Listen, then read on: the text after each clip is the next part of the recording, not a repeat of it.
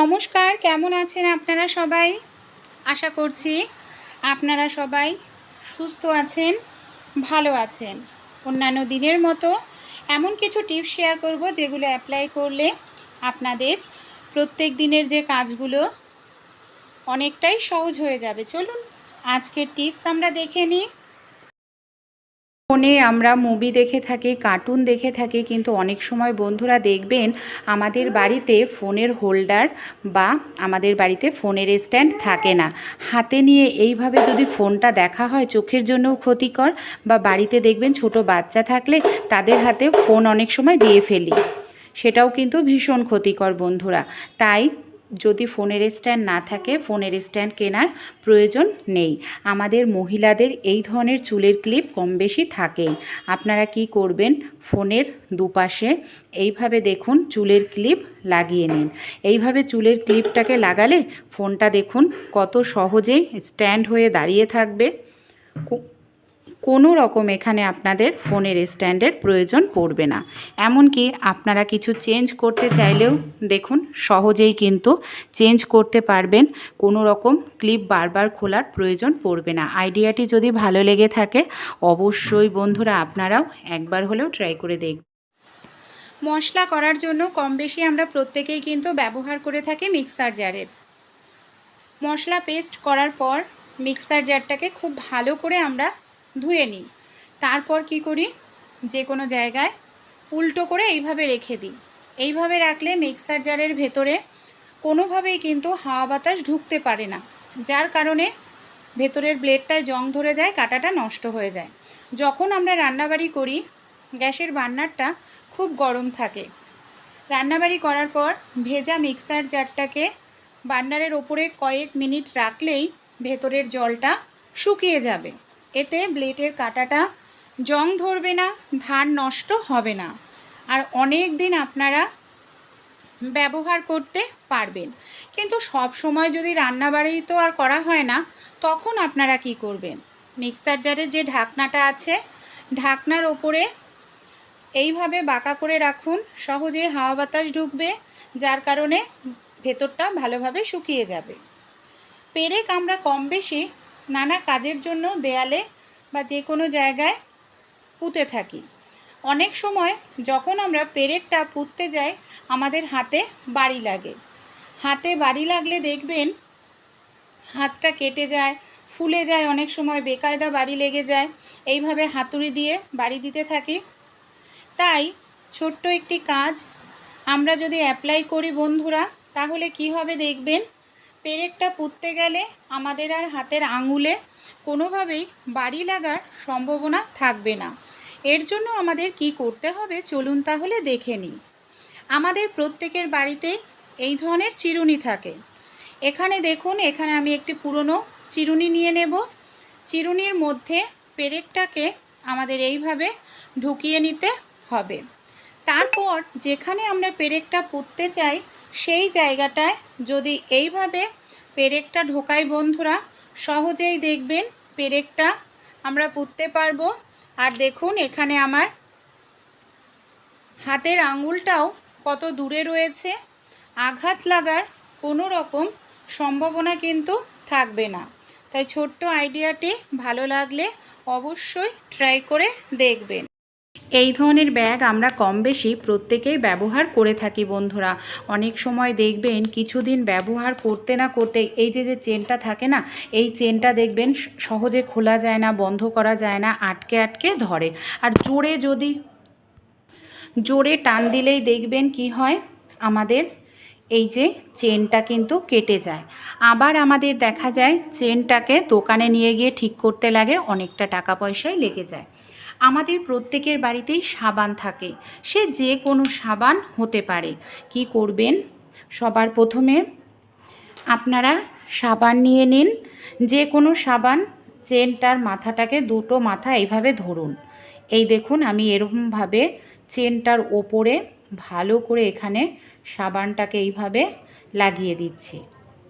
এইভাবে সাবানটাকে আপনারা পুরো চেনের মধ্যেই ভালো করে লাগিয়ে নেবেন। তারপর আমি দেখাচ্ছি, এই দেখুন কতটা সুন্দর স্মুথ হয়ে গেছে চেনটা। আর আটকে আটকে ধরছে না। চেনটা খুলতেও সুবিধা, বন্ধ করতেও সুবিধা, চেনটাও নষ্ট হবে না। তাই আপনাদের সমস্যাটা দেখা দিলে টিপসটি অ্যাপ্লাই করতে পারেন। গ্যাস সিলিন্ডারে আপনারা কখনো চামচের ব্যবহার করে দেখেছেন? কেন আমরা গ্যাস সিলিন্ডারে চামচের ব্যবহার করব, আর চামচের ব্যবহার করলে আমাদের কি উপকার হবে, চলুন তাহলে আমরা দেখে নিই। আমাদের প্রত্যেক মাসেই যখন গ্যাস শেষ হয়ে যায় নতুন গ্যাস সিলিন্ডার লাগাতে লাগে। অনেক সময় দেখবেন গ্যাস সিলিন্ডারের ক্যাপটি খোলা অনেকটাই কষ্টকর হয়ে পড়ে, দড়ি ধরে টানাটানি করতে লাগে।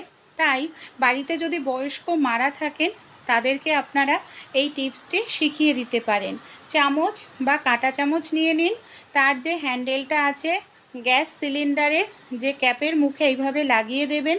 দড়ি ধরে টানতে হবে না, নখটা দেখবেন ঢেলা হয়ে যাবে। খুব সহজেই সিলিন্ডারটার থেকে ক্যাপটিকে আপনারা খুলে ফেলতে পারবেন। ভালো লাগলে আইডিয়াটি অবশ্যই আপনারাও ট্রাই করে দেখবেন। মাছ আমরা কম বেশি প্রত্যেকেই খেয়ে থাকি বন্ধুরা। অনেক সময় দেখবেন মাছ কাটতে গেলে আমাদের হাত কেটে যাওয়ার সম্ভাবনা থাকে। ছুরি বটি কোনো কিছুর প্রয়োজন পড়বে না, খুব সহজেই আপনারা এখানে মাছ কেটে নিতে পারবেন। এখানে দেখুন আমি এক হাতে মোজা পরে নিয়েছি। অনেক সময় মাছ কাটতে গিয়ে হাত স্লিপ কাটে। আগেকার দিনে মাছে ছাই মেখে নিত, এখনকার দিনে তো আর ছাই পাওয়া যায় না। তাই একটি পুরনো মোজা ভালো করে পরিষ্কার করে ধুয়ে নিন। আর আমি এখানে একটি পিলার নিয়ে নিয়েছি, মানে আলু চুলনি। এটার সাহায্যে আমরা খুব দ্রুত তাড়াতাড়ি কিন্তু মাছের ওপরের আঁশটাকে ছাড়িয়ে পরিষ্কার করে নিতে পারবো। এই দেখুন, সেকেন্ডও সময় লাগলো না, মাছের আঁশ ছাড়ানো হয়ে গেল। মাছ কাটার জন্য এখানে আমি ব্যবহার করছি কাঁচি। কাঁচির সাহায্যেই কিন্তু এখানে আমরা মাছের ডানা, কানকো, লেজ এগুলোকে কেটে নিতে পারি সহজেই। এইভাবে আপনারা মাছ কেটে দেখবেন কোনো রকম ছুরি বটির প্রয়োজন পড়ে না, এমনকি খুব দ্রুত তাড়াতাড়ি আপনারা কিন্তু মাছটি কেটে নিতে পারবেন। দেখুন মাছের কানকোটা আমি এইভাবে কাঁচির সাহায্যে কেটে পরিষ্কার করে নিলাম। ছোট ছোট আইডিয়া ভালো লাগলে ট্রাই করে দেখবেন। আপনিও কি হাঁটু যন্ত্রণায় ভীষণ পরিমাণে কষ্ট পাচ্ছেন, কিংবা হাঁটাচলা করতে গেলে হাঁটুতে কোমরে কটকট আওয়াজ হয়, আর সিঁড়ি দিয়ে ওঠানামা করতে গেলে অসহ্য যন্ত্রণা করে হাঁটুতে বা কোমরে, বা বহু বছরের বাতের যন্ত্রণা থেকে বাঁচতে পেন কিলার খেয়ে যাচ্ছেন? বন্ধুরা, আজকে যে রেমেডিটি আমি আপনাদের সঙ্গে শেয়ার করব, কোনো রকম পেন কিলার কিনে খেতে হবে না। 5 মিনিটের মধ্যেই আপনাদের যত পুরনোই হাঁটু ব্যথা, কোমর ব্যথা হোক না কেন, আপনারা আরাম পেয়ে যাবেন এই ঘরোয়া রেমেডিটি যদি সঠিকভাবে আপনারা অ্যাপ্লাই করতে পারেন। ঘরে থাকা জিনিস যদি আমরা সঠিক ব্যবহার জানি, ভেষজ উপায়ে আমরা কিন্তু আমাদের ব্যথার থেকে খুব সহজেই আরাম পেতে পারি। চলুন তাহলে আজকের রেমেডিটি আমরা দেখে নিই বন্ধুরা। এখানে দেখুন আমি নিয়ে নিয়েছি বন্ধুরা ঝিঙের সবজি। ঝিঙে খাওয়া যেরকম আমাদের স্বাস্থ্যের জন্য ভীষণ ভালো, শরীর সুস্থ রাখে, শরীরকে ঠান্ডা রাখতে সাহায্য করে, সেরকমই ঝিঙের সবজি ব্যথার জায়গায় যদি আমরা সঠিক নিয়মে অ্যাপ্লাই করতে পারি, সে যত পুরনোই ব্যথা, হাঁটু ব্যথা, কোমর ব্যথা, এমনকি মোচকা লাগা ব্যথার থেকেও কিন্তু আরাম পেয়ে যাব। এখানে সবার প্রথমে ঝিঙের সবজিটার এই যে খোসাটা আছে, খোসাটাকে আমি এভাবে দেখুন খুব ভালো করে এখানে ছাড়িয়ে নিচ্ছি। খোসাটাকে সবার প্রথমে ছাড়িয়ে নিতে হবে। ঝিঙের সবজির মধ্যে এমন কিছু উপাদান পাওয়া যায়, সালফার পাওয়া যায়, ম্যাগনেসিয়াম দস্তা পাওয়া যায়, আয়রন পাওয়া যায়, প্রচুর পরিমাণে অ্যান্টিঅক্সিডেন্ট পাওয়া যায়, যেগুলো আমাদের ব্যথা কমাতে ভীষণ সাহায্য করে। এখানে আমি অর্ধেকটা নিয়ে নিচ্ছি বন্ধুরা। দেখুন ঝিঙের সবজি, আর এই যে খোসাগুলো আছে এই খোসাগুলোকেও ফেলবো না, এটা পরে ব্যবহার করব। এখানে দেখুন আমি গ্রেটার নিয়ে নিয়েছি। গ্রেটারের সাহায্যে কি করব, এই যে ঝিঙের সবজিটা নিলাম এটাকে না খুব ভালো করে গ্রেট করে নিতে হবে, তাহলে এর মধ্যে থাকা যে রস সেটা ভালোভাবে বের হবে। আপনারা চাইলে মিক্সিতেও কিন্তু পেস্ট করে নিতে পারেন। আর এটা আপনাদের রোজ রোজ তৈরি করতে হবে না, একদিন তৈরি করে আপনারা অনেক দিন রেখে ব্যবহার করতে পারবেন। এইভাবে খুব ভালো করে দেখুন আমি পুরোটাই গ্রেট করে নিলাম। এবার এর মধ্যে আমি দিয়ে দিচ্ছি কিছুটা পরিমাণ নুন বা লবণ। লবণ কিন্তু ব্যথা কমাতে ভীষণ সাহায্য করে, ফোলা ভাব দূর করে, এমনকি যেখানে আপনাদের ফুলে গেছে চোট লেগে সেই ফোলাটাও কমাতে সাহায্য করে। লবণ দিয়ে খুব ভালো করে এখানে আমাদের এই যে ঝিঙের সবজিটাকে এইভাবে মেখে নিয়ে কিছু সময় রেখে দিতে হবে। এখানে একটি পাত্র নিয়ে নিয়েছি। এখানে দেখুন আমি নিয়ে নিয়েছি তেজপাতা। যে তেজপাতা আমরা মশলায় খেয়ে থাকি বন্ধুরা, সেই তেজপাতাই কিন্তু ব্যথা কমাতে ভীষণ সাহায্য করে। তেজপাতাটাকে আমি এরকম ছোট টুকরো করে নিয়ে নিলাম। এবার আমি কি করব, এখানে দেখুন আমি নিয়ে নিচ্ছি বন্ধুরা বেশ কিছুটা পরিমাণ সরিষার তেল। এখানে 2-3 চামচ পরিমাণ মতো সরিষার তেল নিয়ে নেবেন। তারপর এর মধ্যে আমি দিয়ে দেব বন্ধুরা বেশ কিছুটা পরিমাণ কালো জিরে। দেখুন যে জিনিস ব্যবহার করা হচ্ছে প্রত্যেকটা জিনিস প্রাকৃতিক, এমনকি প্রত্যেকটা জিনিস আমাদের ঘরেই থাকে, আর এগুলোর কিন্তু ভেষজ উপকারিতা গুণ রয়েছে। কিছুটা পরিমাণ হলুদ গুঁড়োও দিয়ে দেব। হলুদ, কালো জিরে, এমনকি তেজপাতা, এগুলো প্রত্যেকটা উপকরণ ব্যথা কমানোর জন্য কিন্তু দারুণ উপকারী বন্ধুরা। সব উপকরণ দিয়ে আমাদের খুব ভালো করে এখানে কিন্তু মিশিয়ে নিতে হবে। এবার একটি পাত্রের মধ্যে আমি নিয়ে নিয়েছি 1 গ্লাস পরিমাণ জল। এই যে আমি ঝিঙের খোসাগুলো রেখে দিয়েছিলাম, এই জলের মধ্যে দিয়ে দিলাম।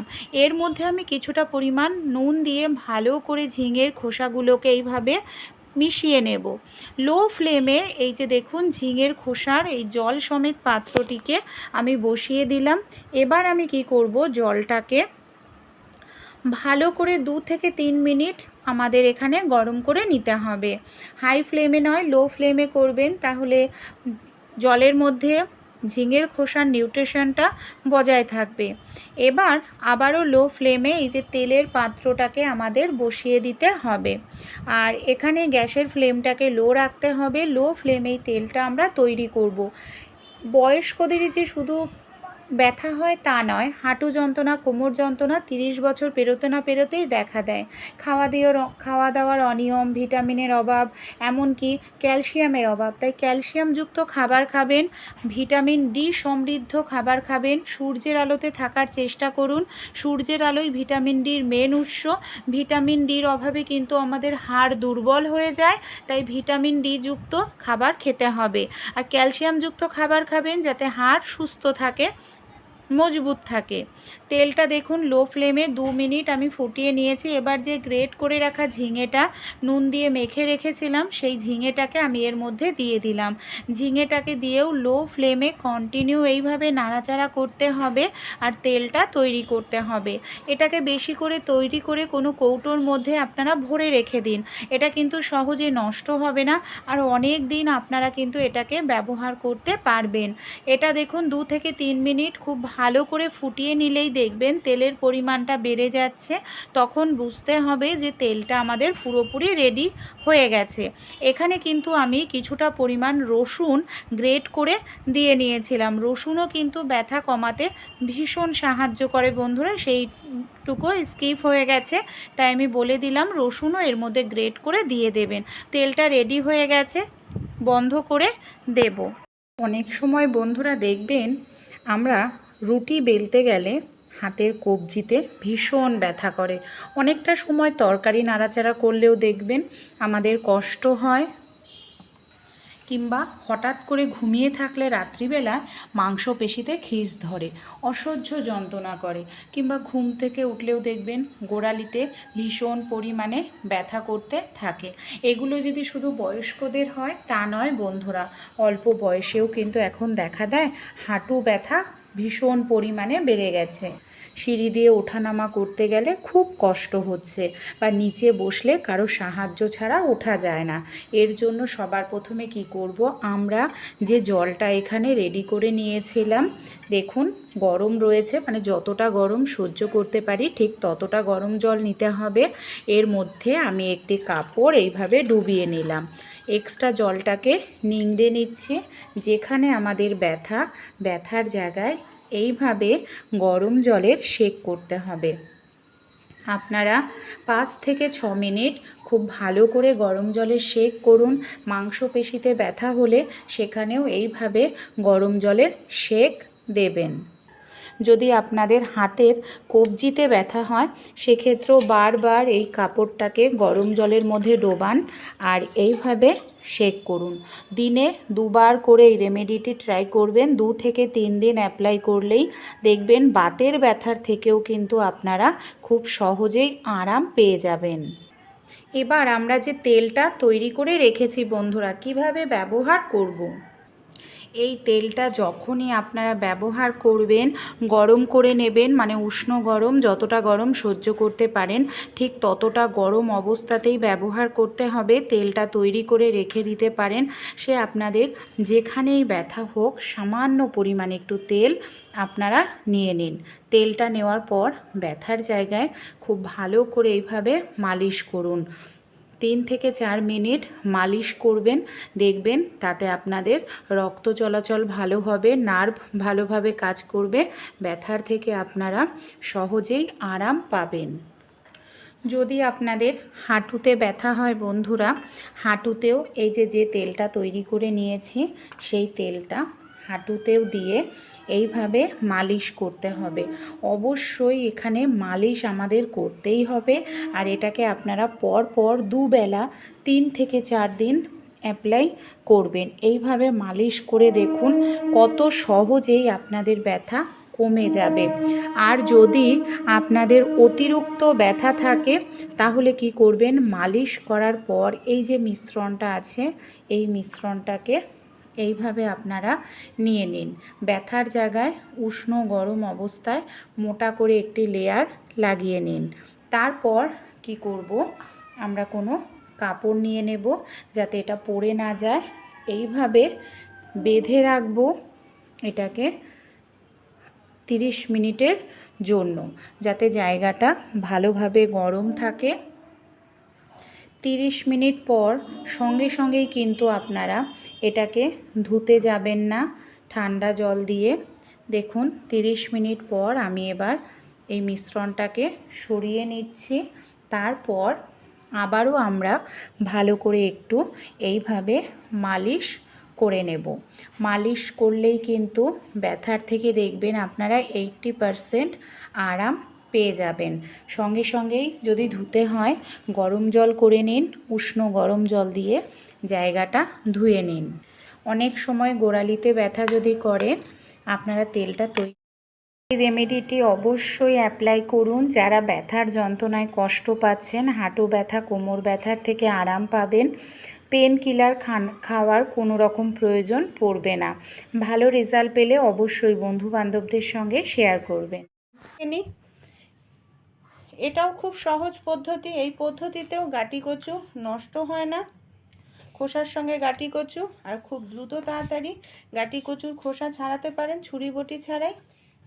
আমরা যে ওষুধ খাই, ওষুধের শেষ হয়ে যাওয়ার পর যে খালি প্যাকেটগুলো থাকে সেটা নিয়ে এইভাবে আপনারা একটু ঘষতে থাকবেন ওষুধের খালি প্যাকেট দিয়ে গাঁটি কচুর গায়ে। দেখবেন খুব দ্রুত আপনারা গাঁটি কচুর খোসা ছাড়িয়ে নিতে পারছেন। আর এইভাবেও যদি আপনারা গাঁটি কচুর খোসা ছাড়ান, খোসার সঙ্গে কিন্তু আপনাদের একটু গাঁটি কচু নষ্ট হবে না।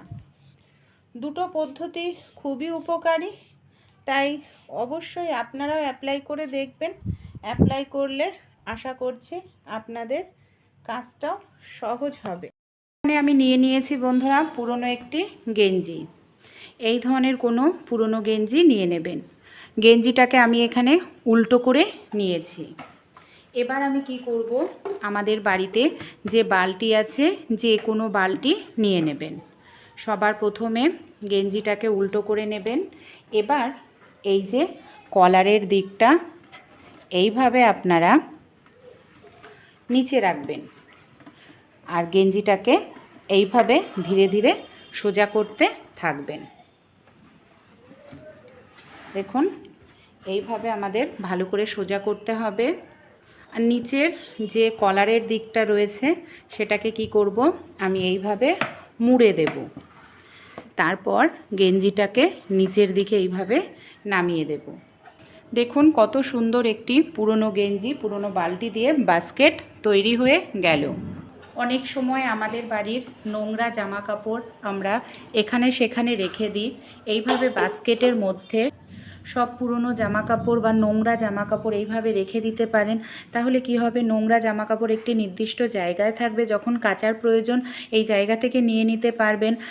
ভেঙে গেলে বালতি বা ফেটে গেলে ফেলে না দিয়ে এইভাবে সেলাই করা ছাড়া কাটিং করা ছাড়াই আপনারা বাস্কেট তৈরি করে নিতে পারেন। ভালো লাগলে আমাদের বাড়িতে যে ছোট বাচ্চা আছে বন্ধুরা, অনেক সময় দেখবেন এই যে বাচ্চাদেরকে আমরা যে নতুন জামা কাপড় যখন কিনে দিই, বিশেষ করে প্যান্ট, যে প্যান্টে গার্ডার লাগানো থাকে, সেই প্যান্ট দেখবেন অনেক সময় গার্ডার এতটাই টাইট থাকে না, বাচ্চারা যখন পরে কোমরে না একটা দাগ হয়ে যায়। আর এই যে কোমরে দাগ হয়ে যায়, রক্ত চলাচল করতে পারে না ঠিক মতো, বাচ্চারা, ছোট বাচ্চারা পরলে কান্নাকাটি করে, পরতেও চায় না। তাই যখনই আপনারা ছোট বাচ্চাদের প্যান্ট, নতুন জামা কাপড়, বিশেষ করে নতুন প্যান্ট পরাবেন, এই টিপসটি অ্যাপ্লাই করবেন। আমাদের বাড়িতে যে বালতি আছে, কি করবেন, নতুন জামা কাপড় পরানোর আগে আপনারা এইভাবে বালতির যে নিচের দিকটা আছে, বালতি হোক বা গামলা নিয়ে নিন, এইভাবে প্যান্টটাকে পরিয়ে দিন। এই দেখুন, আমি এইভাবে প্যান্টটাকে 15 থেকে 20 মিনিটের জন্য পরিয়ে রাখবো। 20 মিনিট পর ফিরে এসেছি। এতে কি হবে, এই যে প্যান্টের যে কোমরটা অতিরিক্ত টাইট থাকে, সেই কোমরটা দেখবেন কিছুটা হলেও লুজ হবে, বাচ্চারা সহজেই পরবে, পরার সময় প্যান্ট কান্নাকাটি করবে না।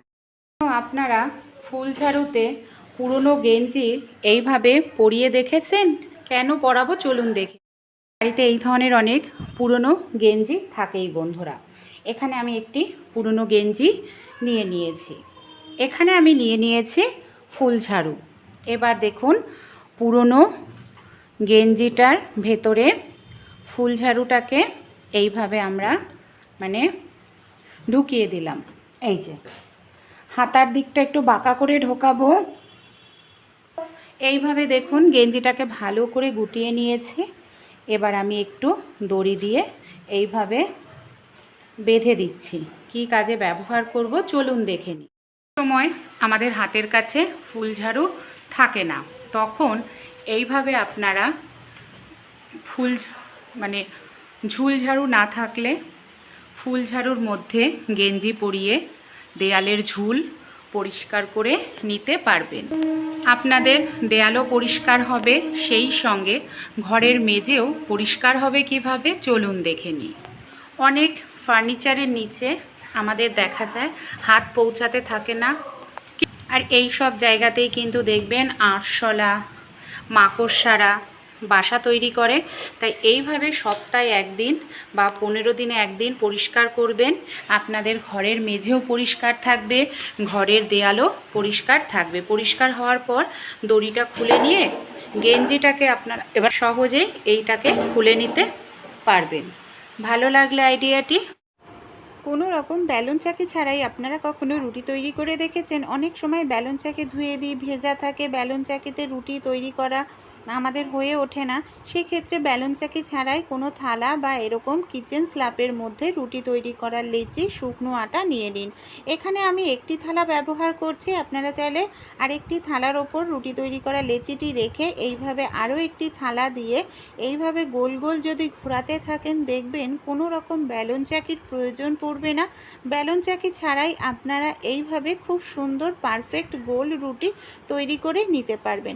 এমার্জেন্সি সময় আইডিয়াটি কাজে লাগাতে পারেন। ভালো লাগলে অবশ্যই ট্রাই করে দেখবেন।